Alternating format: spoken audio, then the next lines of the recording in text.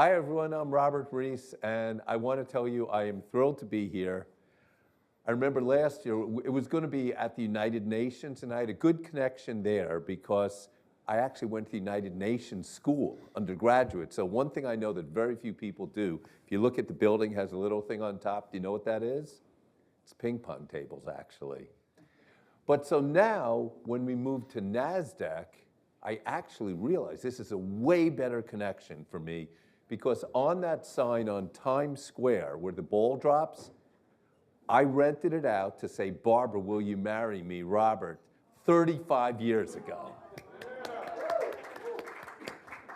So this is a really special place for me. And I want to tell you with Ideagen and everything that George and the team has created, it's really the next generation of the world. And we're thinking about like the 17 goals that we have. And when I think about what I do is I interview all the CEOs. So when I'm interviewing CEOs, I'm thinking, what is the commonality that CEOs have that will make them successful in these 7 goals and implementing them? And what it really is I would call lateral thinking. It's sort of what Betsy was saying about that discomfort, but on lateral thinking, you're taking something that's unexpected and bringing in a new solution. I personally call it transformative CEO, which I define as a CEO who's created new value that reinvigorates a company, reinvents an industry, or reboots society. So in thinking one person who was actually an example, Reid Hoffman. When I interviewed him, I asked him about how he founded LinkedIn, and actually he starts every sentence with so. But he said, so, I realized there was a big gap. People wanted this, and it didn't exist. And so because of that, we just created it. And I was asking him how it grew, and he said, well, the key is you always need a 2-year runway. Less is not going to work, more will not work. And he said it's sort of like the fax machine. The more people that had it, the critical mass built. So that's one transformative CEO. But you are fortunate because you're going to get better with Peter Cuneo. So Peter is the one CEO, he has turned around 7 companies. And Forbes, who I write for, and Business Insider named him as one of the top turnaround CEOs in America. And those are some major brands, but I'm just going to tell you about one of them, and you'll get to hear about that one from Peter. That one was Marvel. Now, you probably all know Marvel Entertainment, right? So when he took over as CEO in 1999, the company was bankrupt. It was selling at 96 cents a share. And Chris, you know what that's like. It's not a good thing for a big company like that. Only $3 million in capital. They had nowhere to go, back up against the wall. But that's what a transformative CEO does. They take that back up against the wall and he says, well, what do we have? All they had was 7,000 characters. Now these characters and IP characters, they're mostly in comic books. Some were dormant. What the brilliance that happened was they said, well, why don't we go into major motion pictures? But they had no money. They couldn't do it. So they did partnerships. Huge success is what you probably know about a lot of those major movies. And a few years later, they were able to raise $525 million, build their own studios, and take the insights in-house. Now you fast forward, and right there, it's a decade after he joined, they sold to Disney for $54 a share. Pretty good investment, Chris? So with that, I want to say that Peter is going to share this philosophy as about superhero leadership, which we've spoken a zillion times, and he shared with me, I think that is the whole future of what we need. Now, the one, the only superhero CEO, Peter Cuneo. Thank you very much. Thank you. No. You know, the minute I start thinking I'm a superhero, I'm not going to be one. You know, that's a lesson in leadership. Just when you start thinking you're terrific, something happens to prove that you're not so terrific. But thank you very much. Appreciate it, Robert. I'm here today, though, to talk about a problem that I'm particularly concerned about, and I want to make sure I get through a couple of the points I want to make. I know some of you want to hear about Marvel and our adventures and how we took this company. I actually came just as the company came out of bankruptcy, and how we sold 10 years later for $4.5 billion. Today I'm here to talk about leadership, and I'm here to talk about what I think is a tremendous lack of leadership, of quality leadership, of superhero leadership in the world today. And I like to say when I start my talks that we may have less good leadership in the world than ever in human history. I know that it's a very big comment and probably not exactly accurate, but all we have to do is turn on the television set to prove my point. We are really hurting, and if we're going to achieve these 17 objectives for sustainable development, we're going to need a lot more good leadership in the world, and it has to be led by younger people. There's no question about it. I work with a lot of young people today. I'm still very active in 5 or 6 businesses. I do talk, I even interview occasionally. And I see the lackings, if you will, that young people have, and I'm going to talk about that a little bit, and what I think we can do about it, or certainly what you all can do about it, whether you're someone who aspires to leadership today, sitting in the audience, whether you're a parent or a grandparent that would like to help, you know, your kids grow in terms of good leaders, because if you can become an effective leader, you will crush it, because you have no competition. You're going to have a very happy life. Okay, but leadership is synonymous with courage. I'm going to have to talk about that a little bit today. So again, thank you for having me. My first question for everybody in the audience is simply, are leaders born or made? So think about what your answer would be before I give you mine. The second question is, where does leadership instinct come from? Okay, so it's obvious that I think leaders are never born. Yes, you may be born with some intelligence and what have you, but we all learn leadership through our life's experiences, whether they be personal, professional, whatever the form it takes. I started really learning about leadership in the Vietnam War. I was a Navy officer on a guided missile destroyer. I was communications officer and damage control officer. And I was in the combat zone over in North Vietnam. I did 2 tours. I don't recommend anyone to learn leadership that way, but it was the way it was for me. I really believe very strongly also that leadership instinct really comes largely only one way, and that's face-to-face human interactions. The more diverse those face-to-faces are, the better, okay? Diversity in terms of people, diversity in terms of personal and professional life, diversity in terms of geography. Learn what the cultures are elsewhere in the world. Very, very important. As those experiences grow, you learn an instinct. An instinct leads to behaviors and can learn to really, really effective leadership. So why is there less leadership today?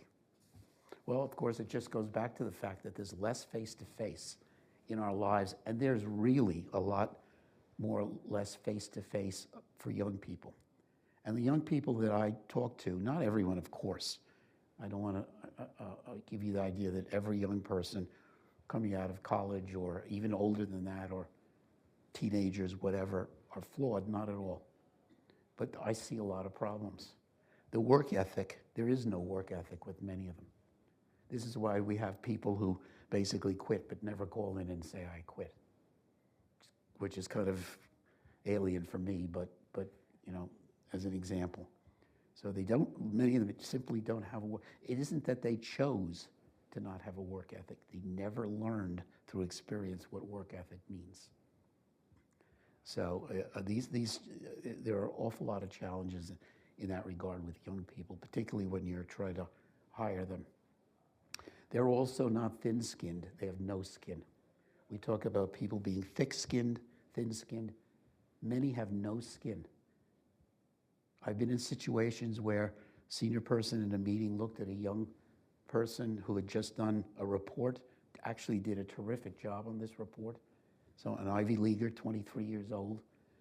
The report far exceeded anybody's expectation. At the end of the meeting, the senior person said to this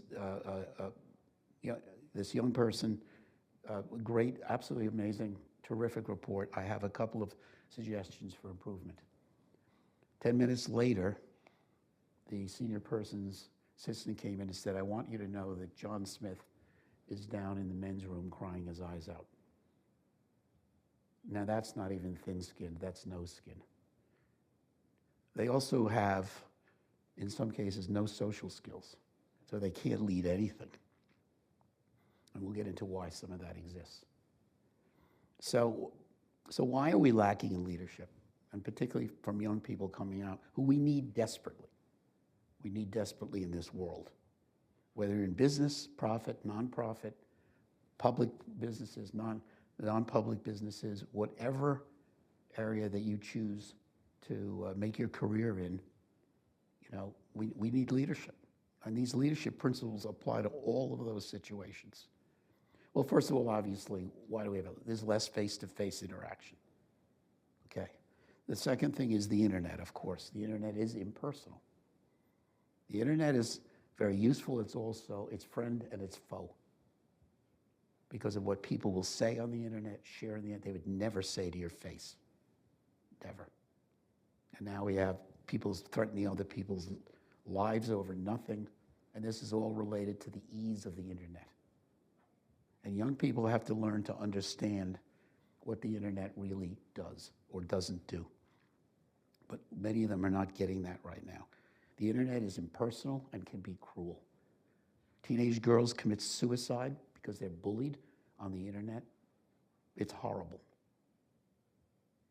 So we need our young people have to understand the positives and the negatives.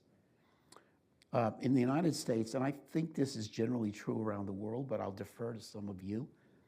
Another reason we have no quality, we have a celebrity-oriented, frivolous culture here in the United States.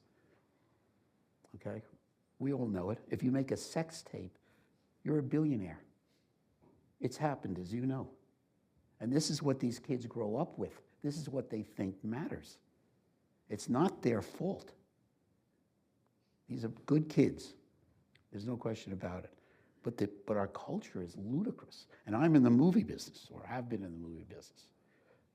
It's even worse now than it used to be. There are many, many well-meaning parents who want to raise their kids basically as if they've never had a negative thought.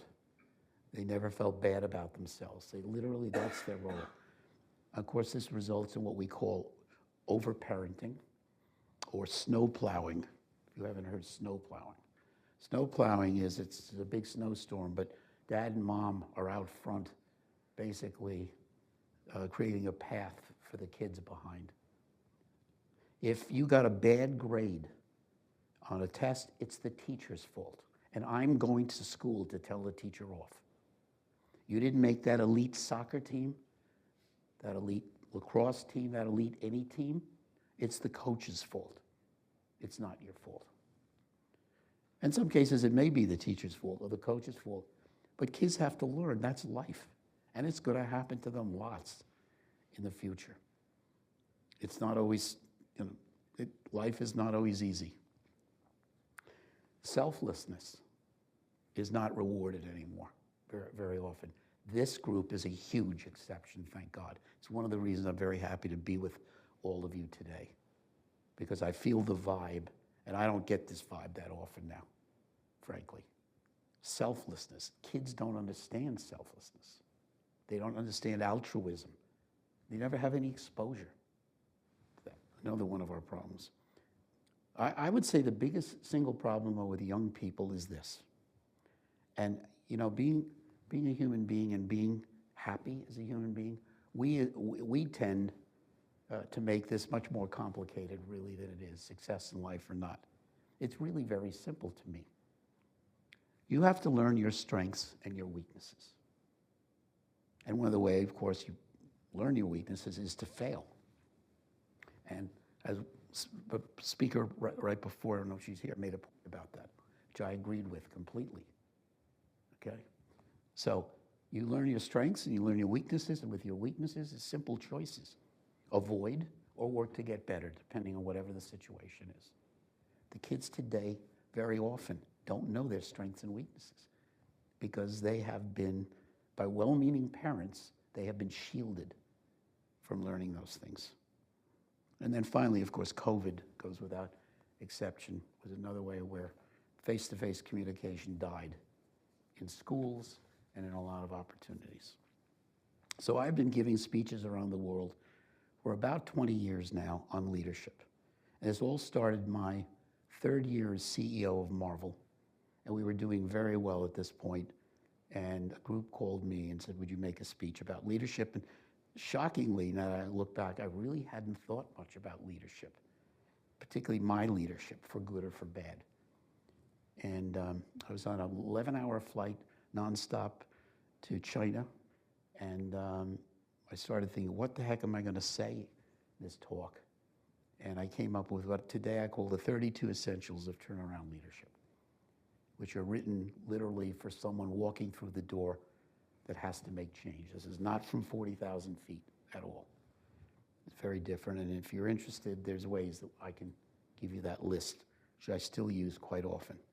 And I've spoken all around the world, from Beijing to Buenos Aires to all over Europe, very few places that I haven't been to speak about leadership and so on. So one of the things that prior to COVID, I began to get asked from the audience, which very good question was, Peter, what experiences can I provide for my kids, for my grandkids, for myself? By the way, we all learn, I'm learning leadership today, just listening to some of the presentations. You never stop learning leadership of any age. And so I made up a list, and I'm going to run through them very quickly with you because I only have about 5 minutes, and I apologize, but I feel very strongly about these because this is a common question that I get from an audience that may have 500 people in it. Right away, it's almost the first question when I'm done talking, 5 minutes. So I'm going to run down the list that I've made up in response to this and that I now present in my presentations. So, what are examples of diverse experiences that breed leadership at any age? Number one is travel to alien environments. So I say in my presentations, your 4-year-old, your 5-year-old can start to learn leadership. And of course the audience, everyone is like, what, is this guy crazy? My 4-year-old cannot learn leadership. They don't even know what the word means. And I explain about alien environments. Human beings, we all have a cocoon. We have that cocoon where we feel good about ourselves in. We have our everyday, we go through a lot of repetition, but we feel good about ourselves, we feel loved, and what have you, okay? But every once in a while, that cocoon gets broken into. Sometimes we make the decision ourselves to do it. Oh, I've only worked here in the US, my career, now I'm gonna go to Europe and take a job. That's breaking the cocoon. Going to what is an alien environment, okay? So young kids need to experience things like that. So take your kids to Europe, if you're an American, to a country that does not speak English. And here's what happens when the young child comes back. It's emotional. Here's what they're thinking. They're thinking, you know, I don't remember the name of the place we went to. I didn't understand anything anyone said. The food was different, but I liked it. Mom, Dad, where are we going next year? So this is the start of being comfortable going into an alien environment. All great leaders, without exception, that I've experienced, and I think it's true, are comfortable going into alien environments. Sometimes the alien environment is an unknown, unexpected problem. It's not something, a decision that they make, but they jump at problems. They actually jump at problems because they're more concerned about what they don't know than what they do know in terms of problems. Team sports. Being on a team, I was on a ship with 300 sailors, 20 officers in Vietnam. We had to bond for survival. We had a mission to carry off. The only way we could do it was not individually. Impossible. We had to depend on everybody else. It's one of the reasons that bonds in the military, particularly ones that have been in combat, are so powerful. So powerful. Okay, people that wouldn't like each other as civilians became best of friends for life in that experience. So, but team sports, where there's a goal, and you work at that. My grandson lives not too far from here, but he went to a high school, which I will not name, here in New York, doesn't matter. And he thought he would be a great football player. And on the freshman team, he was 14 years old, and he ended up playing 3 minutes the entire year. They had a great team at 9-1. And at the end of the year, I said to him, Liam, what'd you learn? How'd you feel? You sat on the bench the whole season. He said, you know what I heard, Grandpa? And I couldn't believe this from someone his age. The best players were not the best leaders. I thought that was awfully insightful. So the experience, even though he didn't play, he got a lot out of it. Performing arts is the same as sports. You have a group that gets together, a very diverse group, by the way, often in performing arts, as I've experienced. My wife used to be an actress until she got married to me, started having babies. But that's an area where you're going to meet a lot of diverse people in every way. And you don't have to be an actor or actress. You could be pulling curtains on the back. You could be painting sets. There's a lot of ways to be on that team. Study abroad, I think, goes obvious. This is something that happens in college. Again, I recommend highly studying abroad in a country that does not speak English if you're an American. And vice versa, by the way, if you're not an American. Join the military or the Peace Corps. Again, diversity. Military is a great experience for anybody. Go for 2 years between college, you know, and or before high school and college even. You'll see the world. Watching natural mentors' behavior. You know, another thing I find very interesting is that kids today will come to me and say, I don't even know them. There's somebody new in the company. Come to my office. Will you be my mentor? So right away I understand they don't know what a mentor even means. They read it in some book that you should have mentors. Again, not knocking them at all. I have to explain what a mentor actually means, and we have to actually know each other and like each other. Encourage altruism, volunteer work. Kids, soup kitchen, hospital. I mean, there's a million things at almost any age that kids can do, again, to find the joy of helping other people, because it can be very joyful. Be expert at something. The kids should become expert at something they like, because they get a great deal out of having knowledge about a certain subject that other people don't have. It's actually very rewarding for kids. Remember, interactions with poor leaders, I think, is self-explanatory. Study history. The past is prologue. Some of you may seen that. I was on the board of the National Archives here in the United States in Washington for 12 years because I love history. The archives has billions of documents, 44 locations around the United States, the largest collection of film in the world, the largest collection of antique maps in the world, the largest collection of everything in the world. You learn about human beings and how they act from studying history, because our emotions are exactly the same as they were for people that lived 100 years ago and 1,000 years ago. Very, very important. Let kids make their own choices. I see parents making the choice for their kids on everything, even the most mundane little nothing. Kids have to start to learn to make choices, and some will be good, some will be bad. I'm not talking about big issues. I'm just letting you know, this is exciting, but I was just told it's time, so you may want to pick one Okay, I got one more. Let failure be a teacher. I remember my successes from 40,000 feet. I remember every gory detail of my failures. And some of you may be shocked to know that I've actually screwed up in my life. I know, you may think with that introduction I'm perfect. I am far from perfect. But I was honest. One thing I will say, I was honest with myself about, oh no, it wasn't bad luck. Oh no, it wasn't that person over there's fault. I blew it. And I wanted to understand why I blew it and never make that mistake again. Again, thank you very much for having me. It's really my honor. Thank you. I want to say what Peter does, you know, because he turned around Claro, Remington, Black & Decker, all these companies, it's the same thing.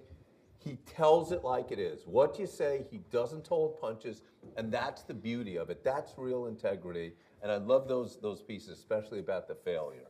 That is, I think, the greatest area to learn. Okay? So thank you again, Peter Cuneo. Thank you.